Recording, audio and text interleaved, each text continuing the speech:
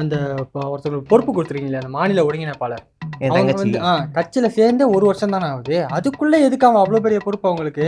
அது மட்டும் இல்லாம நான் கேட்கறேன், இந்த கட்சியில உங்க தம்பி தங்கச்சி வேலை பார்க்காத அளவுக்கு கட்சிக்காக இவங்க என்ன வேலை பார்த்தாங்க, என்ன உழைச்சாங்க, பதவி கொடுத்துருக்கீங்க. அது உன் மேல ஒரு பீஸு தூசி வந்து விழுகுது, இப்போ நீ தட்டி விடுற, இன்னொரு தூசி வந்து விழத்தானப்பா செய்யும். நீ அப்போ அடுத்து நீ போயிட்டே இருக்கணும்ல. அது மாதிரி வராங்க, தங்கச்சி கேட்டுச்சு, ஆசைப்பட்டாட்டே அப்படின்னுச்சு. களத்தில் இறங்கி போராட நிறைய பேர் இருக்குங்க. அவங்கெல்லாம் அங்கங்கே வச்சிருக்கணும். அவங்கெல்லாம் மேலே வந்துட்டாங்கன்னா நிறைய கேள்வி கேட்பாங்க. இந்த மாதிரி ஆளுங்க வச்சுக்கிட்டு நல்லது. அது வேணும், அது வேற. அண்ணே, தம்பி தான் உங்ககிட்ட கூட்டணி கேட்டதா ஒரு விஷயத்த சொல்லிட்டு இருந்தீங்க. ஆனா இப்ப பார்த்தா நீங்க தான் கூட்டணிக்கு நூல் விடுறீங்க போல இருக்கே. ஒரு பேச்சுவார்த்தை நடத்தணும்.